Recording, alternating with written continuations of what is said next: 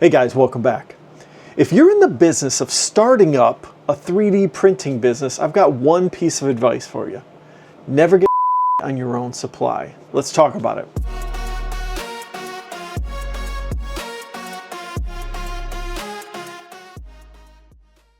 Now, you did hear me bleep out that word because I try to give a family-friendly channel on here when it comes to my business, building wealth, and now 3D printing. Obviously, there could be some young folks on here, and I don't want to give them the wrong impression.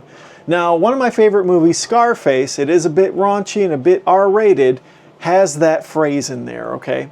And it's an important phrase you should be aware of, okay? It's very tempting when you see all these 3D printing YouTube channels, TikTok channels, and they got this elaborate background of things that they've 3D printed, right? They've got maybe drawers coming out and showing you all the 3D printed organization drawers, you know, all that stuff. Well, the problem with that is you're turning your business into a hobby, and you don't want to do that, okay? Because your most important aspect is time. That is your most important aspect when it comes to business, your personal time. Okay, we lose sleep as entrepreneurs because we're constantly working on things, whether it's our website, whether it's our 3D modeling, whether it's whatever, right? It's something that you're working on. Well, there's another limitation to 3D printing, and it's this machine right here, okay? The Bambu P2S, okay? I've been running this thing hot. I think I'm about to cross over 100 hours. Now, I have been having fun. I've been cheating, okay? Using my own supply on fun toys for my kids. I'm building, right now I'm cheating. I'm building this locomotive part for my son for the Polar Express. But I'm understanding now that the limitation is the time of this machine, okay? I've been doing multiple prototypes left and right, nonstop. I think I've done, I don't know, like 5, 6, 7, 10 parts, okay, that have taken up to 7 hours, 4 hours, 5 hours, non-stop, over and over and over, trying to learn and make mistakes and make parts break, essentially, okay? I've had some parts that didn't come out well. I've had some parts that were real loose and flimsy, essentially, that were breaking in half. And I've learned how to fix those problems by prototyping, by using the machine for what it's meant to do, okay? The machine is not meant to build this elaborate background that you see in the YouTube world, where on the 3D printing guru spaces, okay? Now, the reason I'm doing this video is because I decided to go and get some plastic organization bins for my pegboard here, okay? I've got 4 large ones. I think I'm gonna pick up 2 more, and then I've got 4 little ones here. Now, total, I think this probably costed me 6 times 4, 24, plus 4 times 10, like $64, okay? That's kind of expensive, no doubt, but this saves me time. This saves my machine time. For all of these bins over here, this would have taken me days to print out. I'm sure I could have found a print out there because you've got 1,000 different downloads to print off of Maker World, and there's probably 10 other websites that you can make elaborate tools, organization tools, etc., etc., etc. But that's not going to make me money. That's going to take my time, okay? And again, time is your most important aspect. So don't waste your time printing bins like this, you know? Now, I'm not saying you can't have fun or anything. Like, I still want to do this honeycomb against the wall, but I'm gonna have to do it when I have available capacity on machines. You know, I got to do it in between my prototyping or when I don't have any adjustments to my prototyping. But if I get busy with purchase orders that I have to fulfill, I'm not going to have time to do this honeycomb theme, this dream I have. So that's the reality you got to contend with. And if you can't afford another machine or 2 or 3, then you're going to have to wait. You're going to have to be patient to have the fun or have the hobby, essentially. Now, I might be able to get like a hobby machine from a potential sponsor. They haven't replied back. I don't know if they'll even ship it. Maybe they'll ship it without even saying anything. We'll see what happens. That one I would dedicate for the hobbying and the, you know, the honeycomb thing maybe in the background. But even then, it does take up your time, and it takes up your most important aspect with, you know, your filament. Your filament. You know, let's look at this one. This red right here, I like this red. Your filament is your most important aspect, okay, with 3D printing. If you're burning through this stuff, you gotta reorder it. You gotta wait 2 or 3 days for shipping, for it to get to your house, whatever it is. And not to mention the maintenance on these 3D printers. You're running them 24/7, especially if you're gonna do this crazy backdrop and tooling and whatever.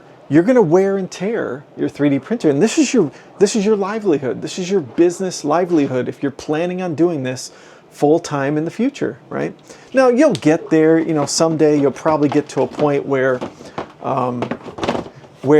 you've got enough room. Maybe you've expanded into an office space or a warehouse, and now you've got a few extra 3D printers, or maybe you've upgraded your printers to the best and the latest printers, and you've got this old crusty 3D printer that maybe you don't want to use in production. Okay, now you can take up the capacity, build your honeycomb background, build your organized drawers, etc., etc. I think that's okay when you've made it, right? But until you haven't made it, if you only have one printer like I do, you got to take advantage of the time on this printer. You know, cheat a little bit, you know, just a little bit here and there if you're doing stuff with your kids, or you do want 1 or 2 prints. Maybe you're experimenting too as well with, you know, maybe you could print one of these little pegboard things just to see how it does perform.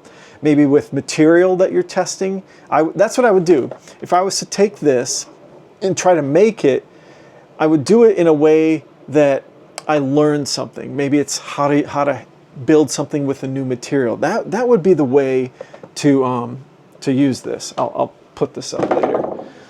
So that's my advice to you if you are starting a 3D printing business. You know, I don't have any experience in this, but that's what I'm realizing is that this is an important machine, and I gotta appreciate this machine for what it is. It's a powerful machine, and it can bring success to your business if you use it properly. Now, as far as organization goes, I'm pretty happy with where things are going. I'm probably going to buy a few more bins, like I said, and I bought a couple light bars that I'm going to place under here because this is kind of dark, and I'm working down here at night as well because it's the only time I can work is when my my kids are up sleeping usually. And, you know, I'm working during the day in my office. I don't have time to come down here. I got to work a day job. Unfortunately, it is what it is. So the time I get down here to work on prints and take off supports, I need more lighting on here. So I'm going to install that lighting. And now I'm going to have some free space, hopefully over here, fully free for shipping product. Maybe a second printer, because I'm already kind of realizing that this thing is taken up. Even when I'm doing prototypes, I think I want a second printer. And if I get a PO, I need a second printer as a backup. And I'm thinking not to go as crazy as this. I'm thinking about just getting like a Bambu Mini A1, which I think runs around 200-ish, 250, maybe 300 if I got the little multi-spool thing. But I might print something that's practical. I might print some spool holders under here, so I would hang a couple spools, and then I wouldn't have to buy the spool thing. But I think that the A1 Mini does feed with the spool thing. I forget what it's called. So I got to debate that if I do want to spend that kind of money. But if I just had the hanging spools, I could just feed one reel at a time if I'm not doing multicolor. You know, I've already got the AMS for the multicolor on that unit. So I got to figure that out, what I'm going to do there. But again, I'm thinking efficiency. How can I take advantage of being able to utilize this machine 24/7 for productive work, not so much fun time, you know. So we'll see what happens if I can get that other printer. Then it would, you know, kind of help the kids. They have their own 3D printer, but it is pretty slow. It can't do the multicolor. They're doing small stuff on it. They like the big stuff, so I do like to have fun, no doubt. This is part of this venture, is to have fun with my children and my family and to show them, you know, what entrepreneurship is all about. So I do want to keep them engaged and keep building some good prints for them. So it is what it is. You know, if you can afford it, if you can afford capacity, then I would say yes, you can print some of these things. But even still, I wouldn't want to spend all the filament on some pegboard boxes. It's just a waste of filament in my opinion. So I'd rather just go with the, you know, stamped out units, spend a little money and move forward, because business does cost money at the end of the day. You're going to have to invest in yourself. You're going to have to invest in tooling, invest in another printer potentially if you're serious about it. You know, I think so far as investment goes, I'm probably at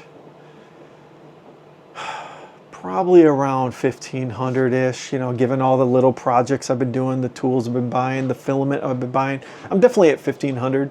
I think if I were to get another printer, I'd be at $2,000, right?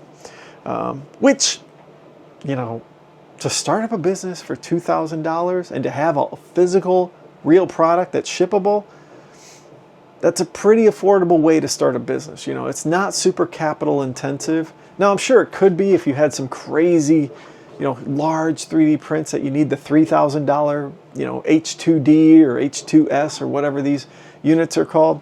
But for me, I think that $2,000 is a fun time to do a business. So I'm pretty happy with that. I got to do all the math because I do want to break down all the math for you guys and do a video on that. So look for that in the future. And you guys let me know in the comments below, you know, if you're running a 3D printing business or not. Is this your sentiment as far as like machine time? Is that such a valuable part of the business? Do you have fun printing things for your own, you know, personal benefit or organization benefit? Let me know in the comments below.